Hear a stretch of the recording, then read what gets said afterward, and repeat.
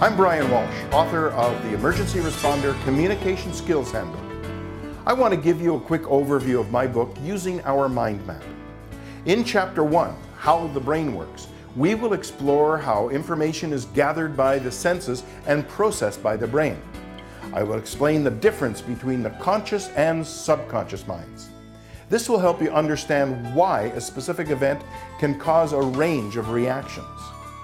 One interesting aspect of this is something I call the psychological firewall.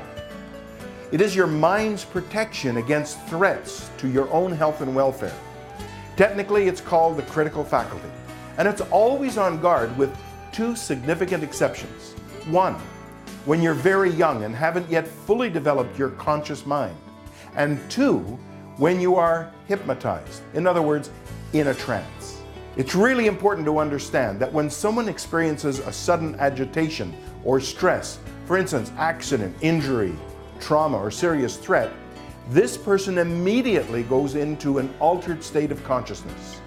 In effect, this is a trance, not unlike being hypnotized. So, follow the dots here.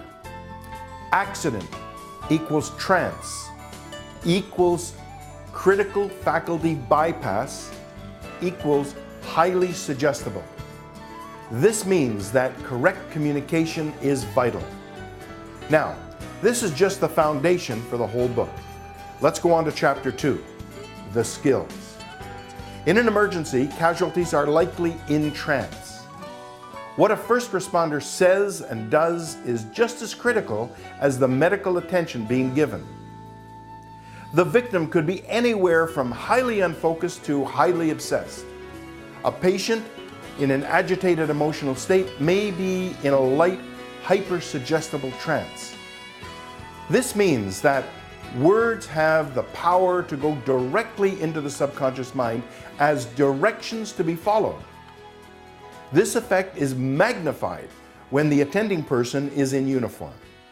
Other than their injuries and pain, many factors affect victims during an emergency. We'll discuss how your actions affect a patient. Body language speaks volumes. It's important to remain engaged with the victim as best possible. How your words affect the patient. Did you know that it takes 30% more energy for the mind to process a negative statement or question? How sensory inputs affect a patient. If someone in the crowd says, "Look at that car, no one's come out of that one alive," well, that utterance can influence a victim's survival. Let's go on to Chapter 3. Now that the basics have been covered, we can add layers of supplemental skills. These will enhance the other things that you have already learned in the handbook. First, we will examine direct and indirect language patterns and how they can be used to improve compliance and understanding.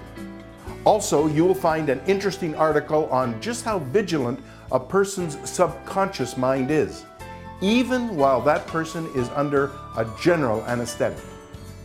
Next, we will explore communication styles. Just being aware of those can enhance a first responder's effectiveness when interacting with anyone, not only victims. We will take a look at how Maslow's hierarchy of needs applies to emergency workers and their patients. The concept of stages of grieving has a parallel to a first responder's activity when handling an injured person. It applies to the responder, the patient, and even the patient's family. And now on to Chapter 4. There's way too much material in this handbook for anyone to absorb in one sitting. Integration of these skills is accomplished through discussion with colleagues and performing some review. These reviews are often best done through exercises. We have provided two exercises, a fill-in-the-blanks quiz and an exercise to test and review the communication styles. As well, our website has a crossword puzzle that can be a review for terms used throughout the handbook. Thanks for watching this quick overview of the book. If you're a trainer of emergency responders or a responder yourself, please visit our website. I'm Brian Walsh. I'm the author.